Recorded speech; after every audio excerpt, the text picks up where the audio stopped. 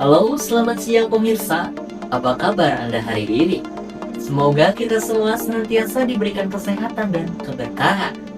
Program Breaking News kembali hadir di sela-sela aktivitas Anda untuk mengabarkan berita-berita yang teraktual dan terpercaya.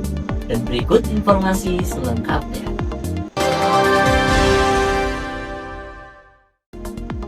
Bersama saya Triharnanda Indraswara, kami akan menyajikan kronologi peningkatan kekerasan yang terjadi dalam rentang 2 minggu terakhir di tepi barat Palestina.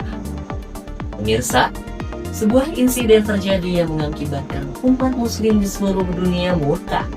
Pada Kamis, 13 November 2025, para pemukim Israel menyerang Masjid Hajar Hamidah di Selfit, tepi barat utara.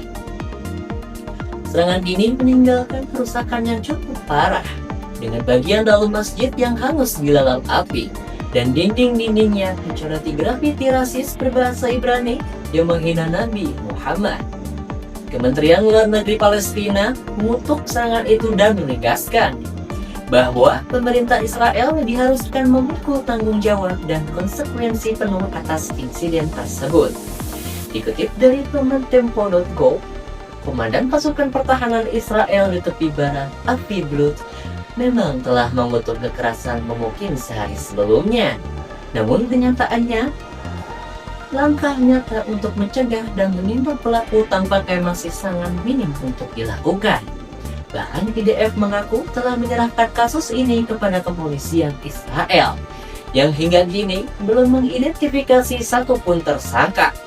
Tindakan vandalisme yang dilakukan para pemukim Israel mendapat kecaman dari komunitas internasional.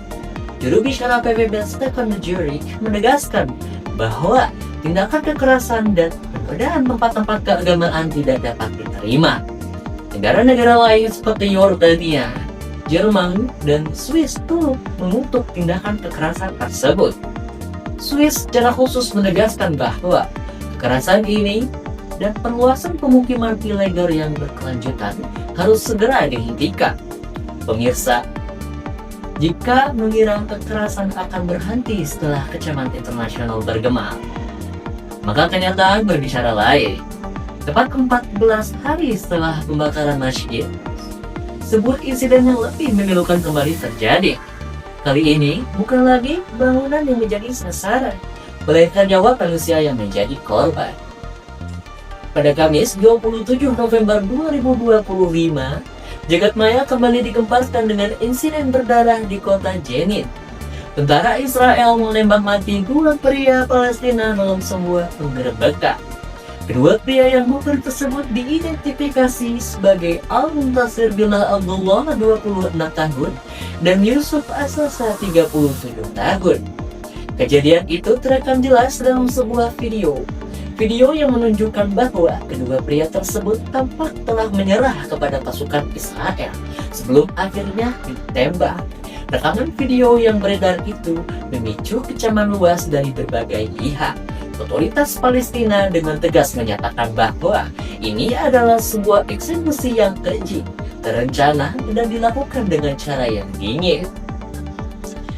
Militer Israel dalam pernyataannya menyebutkan kedua pria tersebut sebagai buron yang terafiliasi dengan jaringan teror di Jenin. Namun mereka tidak memberikan bukti lebih lanjut dan tidak menjawab mengapa akan dilepaskan saat korban telah menyerah. Yang lebih prihatinkan, Menteri Keamanan Nasional Israel Itamar Ben-Gvir justru secara terbuka memberikan dukungan penuh kepada pasukannya. Melalui media sosial, ia menulis, para pejuang bertindak persis seperti yang diharapkan dari mereka.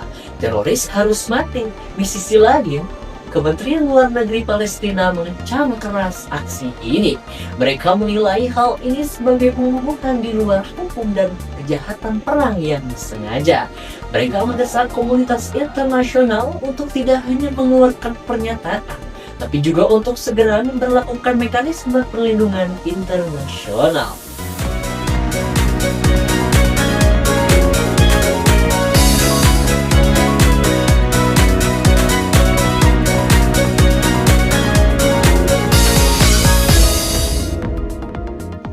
Pemirsa, Dua insiden dalam rentang 2 minggu ini memperlihatkan sebuah pola yang semakin jelas. Dari pembakaran tempat ibadah yang dinodai dengan tulisan rasis, hingga eksekusi di depan kamera terhadap warga yang telah menyerah. Semua ini terjadi dalam satu siklus kekerasan yang seolah tak berujung. Komunitas internasional kini berada pada titik di mana pernyataan kecaman saja tidak lagi cukup untuk dilakukan. Dibutuhkan tindakan nyata dan keberanian politik untuk menghentikan spiral kekerasan. Kekerasan yang telah melanggar segala norma kemanusiaan dan hukum internasional. Demikian laporan khusus kami bagi dari tepi barat.